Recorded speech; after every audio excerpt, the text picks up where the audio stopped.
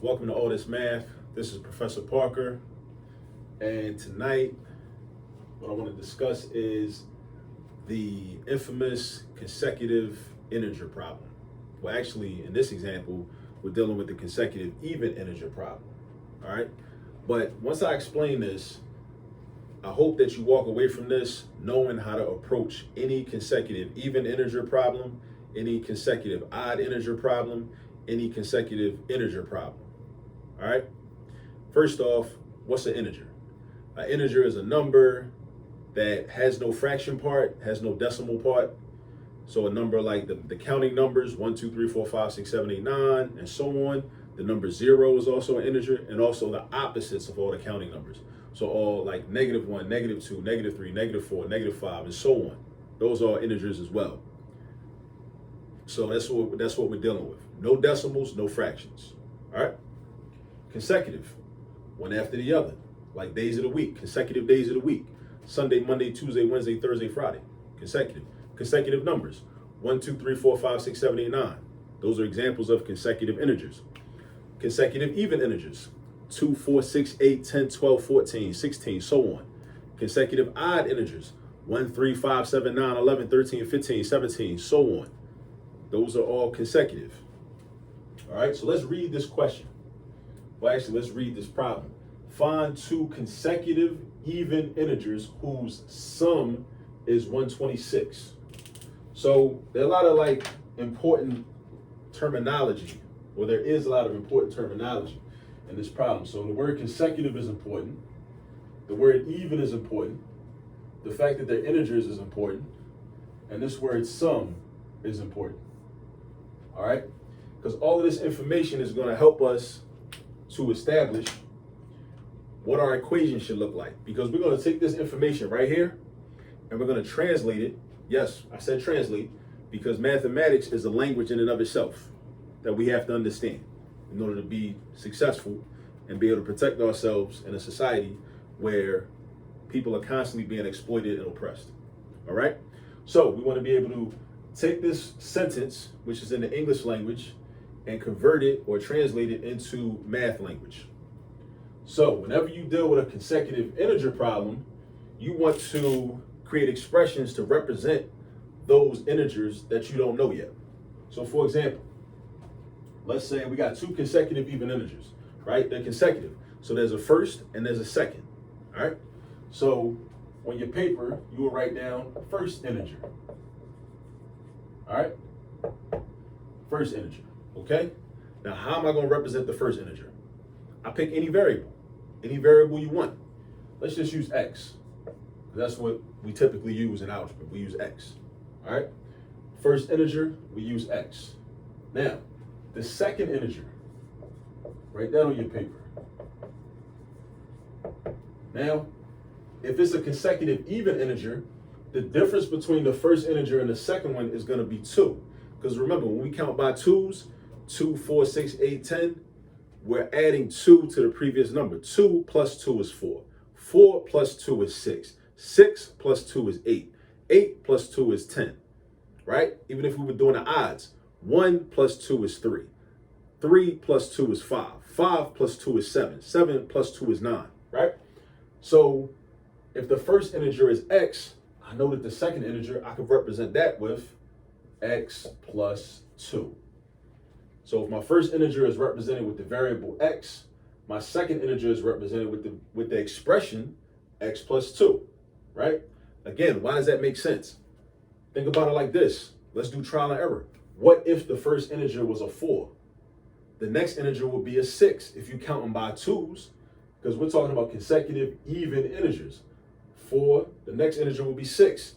But if x is 4, isn't 4 plus 2 equal to 6?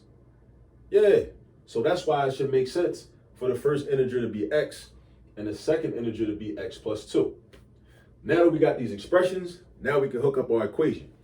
So we want to find two consecutive even integers represented by boom and boom, whose sum is 126. Sum. What operation comes to mind when you see the word sum? Addition. A sum is the result when you add some things together, right? So addition. So that means my equation is going to look like this. I'm going to have x plus 2. That's a sum. X plus 2, that represents the sum of x and x plus 2. What does the word is mean? Right? In math language, is means equal sign. Right? And then the sum of these two numbers, whatever they are, is 126. So on the other side of the equal sign, you write 126. Now we have our equation. Now, in case you're wondering why I put this x plus 2 in parentheses, I only did that just to separate and differentiate and show that this is the first integer, this is the second integer. But because this is a plus sign in front, we really don't need the parentheses. They're not mandatory to be there, but we use them. So now I'm gonna solve my equation. Now the first thing I wanna do is, I wanna get rid of the parentheses, right? But normally I would distribute, right? If there was a number out here in front of the parentheses, I would distribute to get rid of the parentheses. But because the parentheses don't really matter, I can just act like they're not there basically. And I can immediately start combining like terms. So x and x are my like terms on the left-hand side. X plus x gives me 2x. And then I got plus 2. And then I got equals. And then I got 126. Now, my goal is to first isolate 2x. That's my first goal. So I need to get rid of 2. So I do minus 2 on the left side, minus 2 on the right side. Right? Boom. Bring the 2x down. Bring the equal sign down. What's 126 take away 2? Right, 124. Exactly. Now I'm going to get rid of this 2. So I can get x by itself. The opposite of 2 times x, the opposite of multiplication is division. So I'm going to divide this by 2. I'm going to divide this by 2. 2 divided by 2, that gives me 1s. That's going to be just plain x. And then 124 divided by 2 is 62. Right? So if x is 62, and also my first integer was x, that means that the first integer should be 62. If the first integer was 62, the second integer should be 64. Now, we should always check our work to make sure it's right. Are these two consecutive even integers? 62 and 64. They are. They're both even and they're consecutive, right? If I'm counting by 2s, 64 comes after 62. Now, is their sum 126? What's 62 plus 64? 60 and 60 is 120. 2 and 4 is 6. 120 and 6 is 126. So that's proof that our answer is correct. And you should always check your work to make sure your answer is correct.